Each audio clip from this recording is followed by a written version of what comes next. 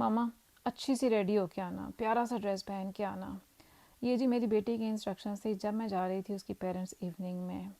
Usually हम भी ऐसे ही करते हैं ना पाकिस्तान में, अम्मा को अच्छा सा अम्मा रेडी होके आना, हमें होता है कि हम फ्रेंड से मिलवाएंगे, ज़रा डैशिंग लग रही हूँ हमारी मामा, ये लग रही हूँ वैसी लग रही हूँ। लेकिन मैं वहाँ पर गई, यकीन करें, मैंने देखा कि ये इन लोगों को इस चीज़ों से कोई फ़र्क नहीं पड़ता। ये बुक मैं आजकल पढ़ रही हूँ, मैं इसको भी डिस्कस करूँगी।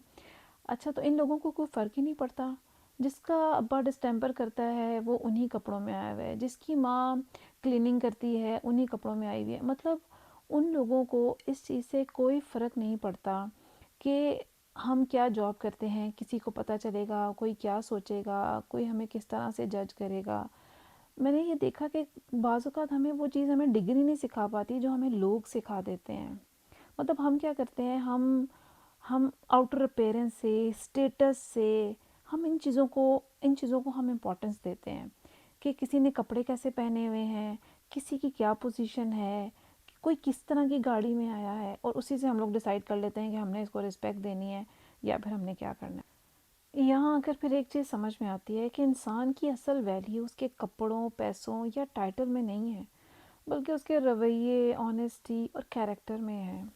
मतलब ये कि कुछ लोग जो होते हैं कभी कभी, जो रिलीजन के नाम पर परफेक्ट नहीं लगते, लेकिन वो इंसानियत, ऑनेस्टी, रिस्पेक्ट और रूल्स फॉलो करने में जो दीन वाले हैं उनको भी पीछे छोड़ जाते हैं। यानी कि हमारा दीन हमें ये सिखाता है कि किसी अरबी को अजमी में, अजमी को अरबी पे फजीलत हासिल नहीं है, यानी सब बराबर हैं। लेकिन हम तो जज करते हैं, हम तो लोगों को उनके कपड़ों पे, उनके स्टेटस पे, हम तो उसके अकॉर्डिंग उसको रिस्पेक्ट देते हैं। लेकिन ये लोग तो बस कलमा नहीं पढ़ते। यकीन करें, मैं ये समझती हूँ कि अगर ये कलमा पढ़ लेना तो हमसे अच्छे मुसलमान बन जाएं, यकीन करें।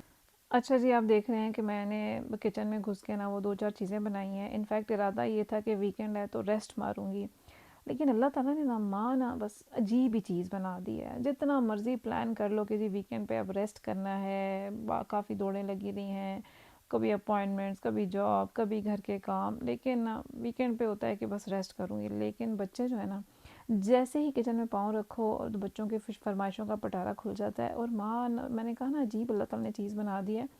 उसकी सारी थकावट जो है ना वो निकल जाती है जैसे ही बच्चों की फरमाइशें आती है ना। मैं कहती है हाय मेरे बच्चे ने ये मांगे, मैं बना दूंगी। बस जी, जैसे ही छोटे दोनों को पता चला आलू कीमा बनानी है, आलू कीमा बना दिया आपने, मामा हमने नहीं ये खाना, हमने लेग पीस खाने हैं जी, उनके लिए लेग पीस बनाए। बड़ी बेटी कहती है जी मैंने आलू वाली रोटी बनानी है, उसके लिए उसकी पीटी बना के रखी। फिर जी फरमाइश थी कि हमने डिज़र्ट में खीर खानी है। मैं क्या जी हाजिर है, और मैं किस वास्ते दुनिया ते आई हैं, ताड़ी फरमाइशें पूरी करने ते आई हैं दुनिया से। अल्हम्दुलिल्लाह जी, शुक्र अल्हम्दुलिल्लाह जी, उनकी फरमाइशें पूरी हो गई जी।